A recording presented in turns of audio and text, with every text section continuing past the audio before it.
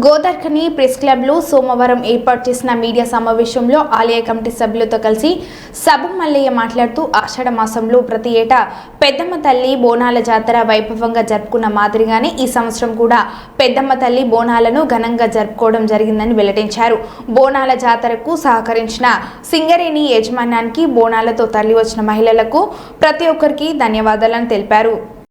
ఆ కార్యక్రమాన్ని విజయవంతం చేసినటువంటి ప్రజలందరికీ కూడా ఆలయ కమిటీ తరఫున ధన్యవాదాలు తెలియజేస్తూ ఉన్నాం.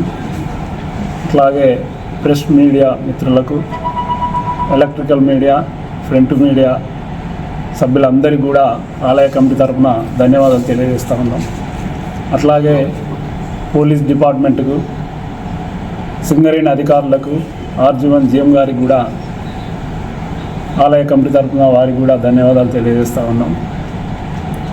మేము ప్రతి సంవత్సరం కూడా ఆషాఢ మాసంలో పెద్ద ఎత్తున ఈ కార్యక్రమాలు చేస్తూ ఉంటాం. నెల రోజులు జరిగేటువంటి కార్యక్రమాలు. వాళ్ళు విజయవంతం చేసినటువంటి అందరికీ కూడా మరొకసారి ధన్యవాదాలు తెలియజేస్తూ ఉన్నాం. అట్లాగే ఈ సహకరించినటువంటి ప్రతి ఒక్కరికి కూడా పేరు పేరున ధన్యవాదాలు తెలియజేస్తూ ఉన్నాం. మహిళలకు, ముఖ్యంగా మహిళలకు, అన్నదమ్ములందరికీ కూడా బోనం ఎత్తుకొని చాలా కష్టంతో చౌరస్తకు వచ్చి దప్పు సప్పులతోటి, బైండ్లవారి కొలుపుతోటి దేవాలయానికి చేరుకున్నటువంటి మహిళలకు కూడా ప్రత్యేకంగా ధన్యవాదాలు తెలియజేస్తా ఉన్నాం. అట్లాగే మేము దేవాలయాన్ని ప్రతిష్ఠ చేసి దాదాపు 6 సంవత్సరాలు అవుతా ఉంది. ఎంతో కష్ట నష్టాలు కోర్చుకొని ఆ దేవాలయాన్ని నిత్య పూజలతోటి, అయ్యగారుల జీతాలు కానీ, గుళ్ళకి అయ్యేటువంటి ఖర్చులు కానీ భరిస్తూ మేము వెళ్ళదీయడం జరుగుతూ ఉంది. కొంతమంది సభ్యులకు అది కష్టంగా మారింది. ఇంకెన్ని రోజులు మేము డబ్బులు కట్టుడు, మేము ఇంకా ఇన్ని రోజులే మేము ఇవ్వగలుగుతాం అనేది వాళ్ళు బాధపడుతూ ఉన్నారు. దానికి కూడా ఎవరిని నేను బాధ పెట్టదలుచుకోలేదు.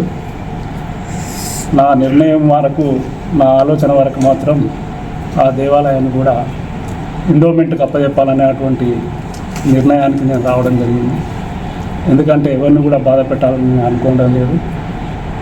స్టార్టింగ్లో దేవాలయం ప్రతిష్ఠ చేసేటప్పుడే అందరిని అడిగే ప్రతిరోజు పూజలు చేయాలి అనేటువంటి ఉద్దేశం కొద్ది అందరి అభిప్రాయం మేరకే ఆ యంత్రం పెట్టేయడం జరిగింది. అప్పుడు 16 మంది ఇచ్చినటువంటి ఏవైతే ఖర్చులు ఇచ్చినటువంటి వ్యక్తులు 10 మందికే వచ్చిండ్రు. కడుమలు ఇవ్వడం లేదు కాబట్టి ఇది చాలా కష్టంగా మారింది అనేది ఉద్దేశం కొద్దీ దాన్ని ఎండోమెంట్కి అప్పచెప్పాలనేది నా నిర్ణయంగా మేము ఆలోచిస్తూ ఉన్నాం. తప్పకుండా దాన్ని ఎండోమెంట్కి అప్పచెప్తే, ఎందుకంటే ఎవరిని కూడా బాధ పెట్టదలుచుకోలేదు అనేది నా అభిప్రాయంగా తెలియజేస్తూ ఉన్నాను. అట్లాగే మరొకసారి కూడా ప్రెస్ మీడియా కానీ, ఎలక్ట్రికల్ మీడియా కానీ, సిటీ కేబుల్ వారికి కూడా అందరికీ కూడా ధన్యవాదాలు తెలియజేస్తాను.